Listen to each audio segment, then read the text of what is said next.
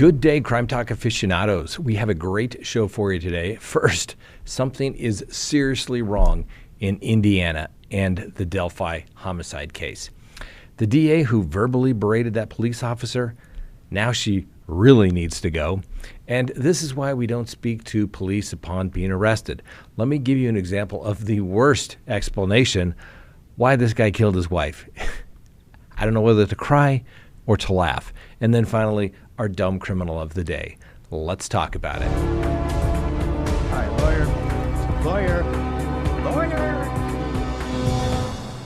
Good day, everyone. My name is Scott Reich, and this is Crime Talk. Thanks for joining us. You know the drill. Subscribe if you haven't, like if you do, leave us a comment below, hit that little bell for notifications, and remember, you can listen to Crime Talk on any of your favorite podcasting apps. Let's go ahead and get straight to the docket today. May 1st, can you believe we are getting close to being halfway through the year? Crazy indeed. All right, let's go ahead and open the record. First on the docket, the Richard Allen case, the Delphi case. Something is not right here, ladies and gentlemen. I understand that Judge Francis C. Gull has some animosity towards the defense attorneys for Richard Allen, but this is getting a little out of hand. So let's get to it. So the defense team for Richard Allen in the Delphi murder case has told the judge that the trial could go past when it was scheduled to last. As you may recall, the judge basically said, I'm giving you all 2 weeks. And Richard Allen is accused of killing Libby German and Abby Williams back in 2017. And the trial was scheduled to go from May 13th through May 31st. Now, the attorneys argued that the prosecution had previously said that they had 118 witnesses and roughly 93 exhibits. The defense said that that's sheer scope of all those witnesses could last the scheduled trial time. Now, the defense said its side of the case would take a couple of weeks to present and that it had 70 witnesses to call. The defense also points to challenges with Mr. Allen needing to be transported to and from the courthouse each day, and that the same is true with the sequestered jurors. Now, the defense stated, quote, the court's approach to such a rigid trial schedule infringing upon defendant Allen's Sixth Amendment right and underscores the need for the court to conduct scheduling hearings regarding the trial. The defense argues there should be a pretrial hearing to discuss how long the trial should last. But the judge responded in an email to all counsel, and this email went out in April, end of April, April 28th, and it said, Judge Gull says jury selection should last 3 days.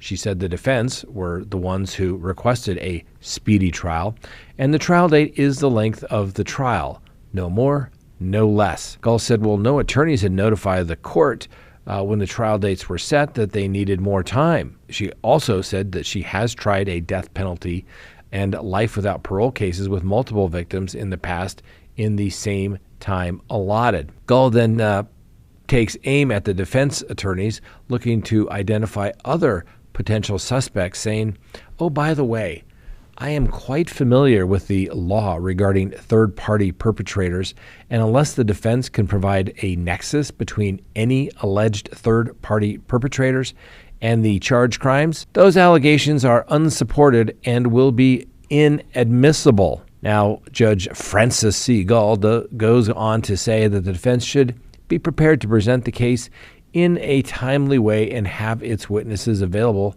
to appear quite quickly. She said the defense should not time witnesses poorly and have respect for the time of the jurors. So, ladies and gentlemen, this judge, Francis C. Gull, I mean, we've all dealt in the legal system with difficult judges that want a rocket docket. But this judge is going out of her way to make life miserable for the defense attorneys. And what she is potentially doing here is setting up a redo, okay? She has yet to have any sort of substantive hearing on any of the motions. She has denied every motion outright. And before the defense has put forth any evidence, she's already saying basically your defense of some alternate suspect is not going to be permitted. So don't even plan on calling those witnesses. Now, yes, normally you must show some nexus when you're saying an alternate suspect. If you're pointing the finger at another suspect, you have to show that they had kind of the motive, the opportunity, they were in the area, and that they followed sort of a modus operandi. Now, that may be a little tough for the defense. I'm not going to say that they got this clearly, but the defendant has a constitutional right to present a defense in their case. And when the judge prevents them from presenting that defense, guess what? You are setting up huge appellate issues. And listen, there's no way, I don't care how quick prosecution witnesses are, if they have 118 endorsed witnesses, there's no way that they're going to do that. The last trial that I just did that went into 4 weeks, we had 32 witnesses just on the prosecution side. 4 weeks, ladies and gentlemen. So for this judge to say this is all the time you have, unbelievable. I've only seen that once where the court said we have 2 weeks. It was a federal trial. The judge thought, no, we're going to get this thing done. And he said, listen, prosecution, you have 2 weeks. You can have basically 7 days. The rest is for the defense, closings, and deliberations, basically.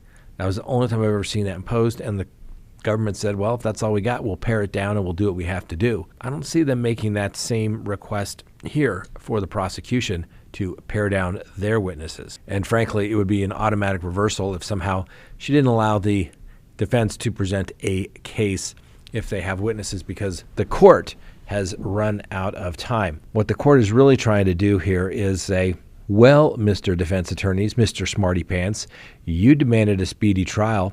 How are we going to get this done? This is what we allotted for the trial. You should have made me aware of this. Oh, are you now saying that you would like to waive Mr. Allen's speedy trial rights and set this out so that we can schedule it for more time? Kind of seems like what the judge is trying to do here. The next issue in the Richard Allen case is now the defense is saying that there is new phone evidence from the hours surrounding the death, which could shed a little more light on the case. Now, there's been a flurry of pleadings filed in this case, and some of these pleadings filed on Tuesday request for a fourth time that a search warrant of Mr. Allen's home be thrown out, arguing that there have been delays in the prosecutors turning over this evidence. The defense also claimed in the filings that it received information on April 26 regarding the whereabouts of Libby's cell phone when she went missing with Abby on February 13th of 2017. And in their latest request for a hearing on the search warrant, the defense team has said that the Indiana State Police troopers received information on the location of Libby's phone from AT&T, and the girl's phone had connected to a cell tower near the Monon High Bridge Trail in Delphi, Indiana on the day they vanished. The device is said to have stopped pinging at 5:44 p.m. So Allen's defense team is saying that the police believe the information which they were receiving from AT&T indicated that the cell phone was no longer in the area or no longer in a working condition. However, the phone made contact with a tower once more at 4:33 a.m. on February 14th. So, obviously, we know the girls' bodies were found roughly 8 hours later, and the defense team for Mr. Allen claims that the phone and the girls had left the woods near the trail, arguing the timeline doesn't line up with the 90-minute window prosecutors allege that Mr. Allen was there at the trail. Now, this could be somewhat important because this juncture, Richard Allen is the only person charged. And if Richard Allen is the only one alleged to have committed the crime at all, he's not charged under a theory of conspiracy or complicity. And we haven't heard of any potential other suspects. So the plot thickens. So according to what we do know from some various filings was that Libby's phone was found under her shoe. And according to the defense, if Allen killed the girls, the phone should have never moved after the murder and shouldn't have lost contact with the cell tower for 11 hours. It's also been alleged that Mr. Allen confessed to the killings multiple times since he's been behind bars. And in a phone call back on April 3rd of 2023 between Allen and his wife, Kathy, it's alleged that Mr. Allen told his wife that he confessed to committing the murders at least 5 times. Now, his wife, Kathy, upon allegedly hearing that, ends the phone call and hangs up rather abruptly. Now, as you may recall, police had also been investigating a guy by the name of Ron Logan after the bodies of Abby and Libby were found 1,400 feet from his home. And it was initially believed that Logan matched the appearance of a man in a Snapchat video taken by the girls. However, after being questioned by investigators, it was determined that Logan wasn't involved in the murders and no charges were filed against him. Now, Logan later died in January of 2022, but it gets even weirder because his ex-girlfriend, Connie Dillman, alleged that her former lover, boyfriend, was the killer. She says, "That's your voice," she's referring to as a video taken by Abby and Libby that shows the man in the blue jacket saying "down the hill." She said, quote, "I heard the voice of down the hill thousands of times. That is Ron Logan," Miss Dillman said. So the plot thickens, ladies and gentlemen. It's going to be tricky here to see if the defense can pull this off without a continuance, and if the prosecution can do that in the 2 weeks allotted. Seems unlikely. And then on top of that, you've got a judge that has absolute contempt for the defense in this case if she is going to be able to rein in that contempt and at least present a fair trial. I guess we know why she doesn't want this trial televised, because it's kind of looking like the fix is in. I don't know if Mr. Allen did it. I don't know if he confessed, but I'd sure like to see it to make up my own mind instead of having the judge keep us out of the trial of one of the biggest trials, not only in the state of Indiana, but in the country in a very long time. We'll follow up. In fact, those pleadings are so interesting. My little summary probably didn't do him justice. I may do just a separate podcast just of those pleadings. So, all right, next on the docket. Remember that district attorney? That's right, Miss Dorley. She was in a heated conversation back on April 22nd with an officer who followed her to her home after she was flagged for driving some 20 miles an hour over the speed limit. Now, Miss Dorley was driving 55 in a 35 mile per hour zone, and she's now got a little bit of state inquiry into her behavior. Now, Miss Dorley only admitted that she was driving 55 in a 35 zone after this body cam made her look like a raging biatch, and it went viral. And because she got caught, because she didn't think that it would get out to the world. So as you can see, she gets out of the door. "Oh, I'm the DA. I'm going 55 coming from work." When the officer tells Ms. Dorley, "Well, that's the reason for the stop, and don't really care if you were coming from work."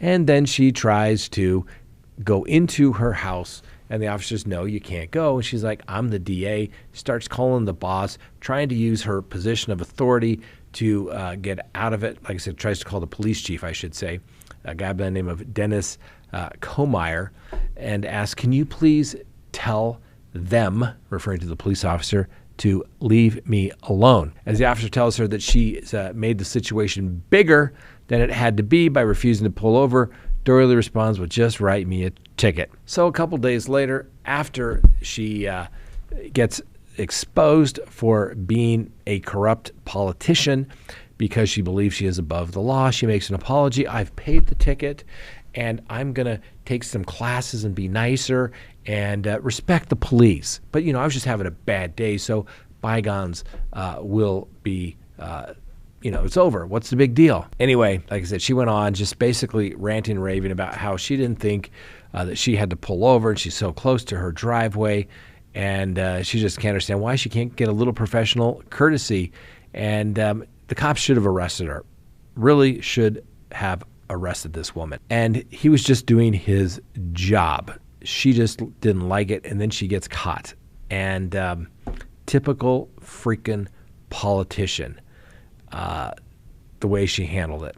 Well, now we also learned that Ms. Dorley likes to berate her staff the same way that she does police officers. And several DAs in her office are a little not pleased, which is probably why they released that internal email to the press where she calls her DAs a disaster, plain and simple. And she goes on to say, on a positive note, she gives props to those who have been achieving tasks at a rate that she deemed reasonable, writing, however, many of you are working extremely hard in your cases and have been diligent managing your caseloads. Thank you so much. But that tone quickly changes quite furiously, claiming that many of you are a disaster, plain and simple, and that's not going to be tolerated. She continued to emphasize her dissatisfaction in bold letters. It is unacceptable to ignore your duties as a prosecutor. I've gone to great lengths to advocate for higher salaries and raises. To see many of you drop the ball on so many cases is discouraging and disheartening. Starting at the end of the week of May 6th, each of you, including the bureau chiefs, will meet with me personally to discuss your caseloads. Bureau chiefs need not attend the meeting with the members of your bureau. And appellate attorneys need not be concerned. Be prepared to discuss the status of all your cases, including felony investigations. So, frankly, sometimes you got to light a fire. I get that. But this Ms. Dorley seems to be a cold, calculating politician when she gets caught, wants to look good in the public eye, and then just rude to everybody else in the world. And you know what it is, ladies and gentlemen? You know if somebody's a good person when they're nice to people that can't do anything for them. And she's just a bad, bad person. I truly think she needs to go. And at a minimum, she needs to be voted out of office when her term is up if we can't get rid of her beforehand. And when people criticized Ms. Dorley's office for a high turnover rate, with basically she says, hey, it's comparable to any other office. And guess what? You're just saying that to be sexist. People were just saying, hey, it seems like you have a high turnover rate. You're sexist.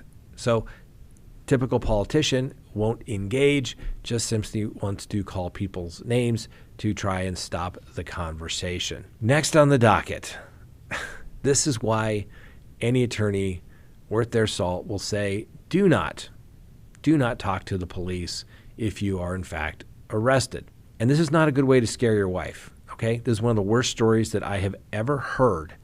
And this man is going to prison for the rest of his life.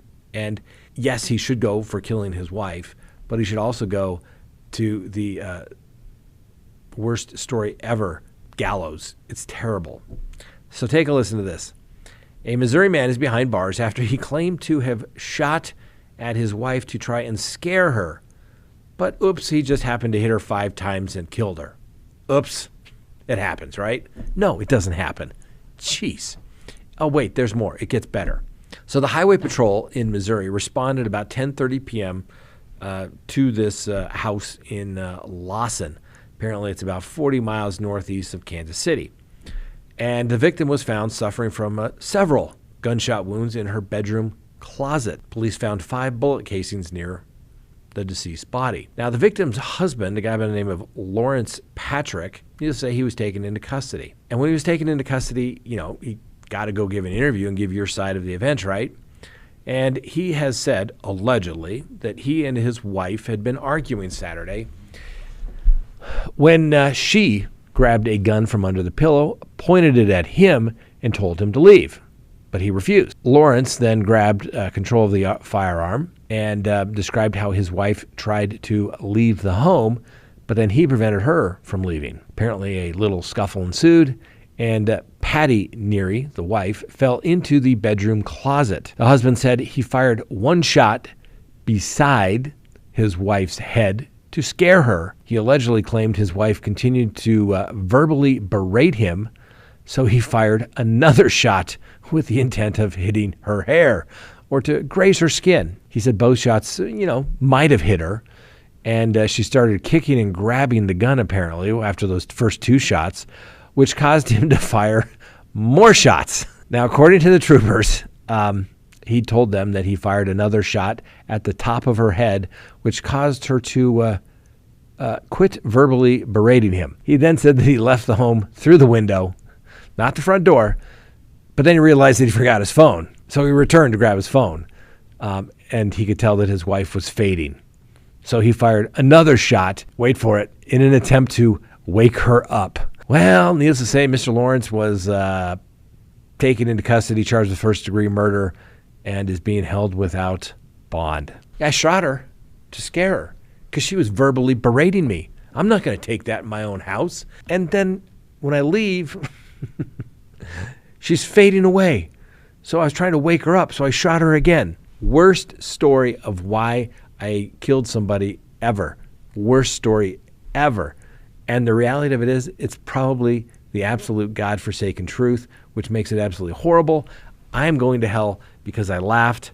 I'm sorry for his wife. I am sorry for his wife's family, children, all that good stuff. But that is the worst story I have ever heard. He needs to go to prison for the worst storyteller ever. All right. Finally today, our dumb criminal of the day.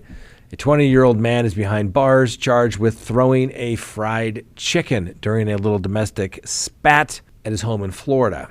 Now, according to police, the poultry pelting occurred on Sunday afternoon in a Clearwater home with Kanye Medley and his sibling. Now, during this alleged altercation, Mr. Medley grabbed a bag of Church's chicken from his sister and began throwing pieces of chicken at her. One piece of fried chicken hit the victim in the back and left debris of food on her shoulders. Yes, that's called grease, ladies and gentlemen. Anyway, after being read his Miranda rights, Mr. Medley reported admittedly throwing 2 pieces of chicken and 1 hit her. Why was he throwing the chicken? Well, Mr. Medley stated he did this because he had not eaten and he did not want the piece of chicken the victim offered him, so he became upset. So despite the, being a little hangry, instead of eating a Snickers bar, Mr. Medley threw the chicken back at his sister, and now he's been charged with domestic violence. Go figure. Now, Mr. Medley is a poultry, 230 pounds, and guess what? He has allegedly been arrested before for biting and strangling his sister, as well as slamming a door on her arm and striking her with a piece of wooden decor. Well, Mr. Medley got lucky. He's not going to be charged with a felony because his sister doesn't want to see him be prosecuted. So he got misdemeanor charges. Mr. Medley, you are a dumb criminal of the day. If you're going to throw a chicken from Church's, I think you need to wrap it in like a paper towel or something so the grease doesn't come off, let alone the fried chicken part of it. But Mr. Medley, dumb. If she offers you a piece of chicken, politely give it back or say thank you very much. You don't grab it and throw it back at her. Doesn't make any sense, Mr. Medley. Anyway, that's all we have for you today, ladies and gentlemen. Have a wonderful day. We'll see you next time on Crime Talk.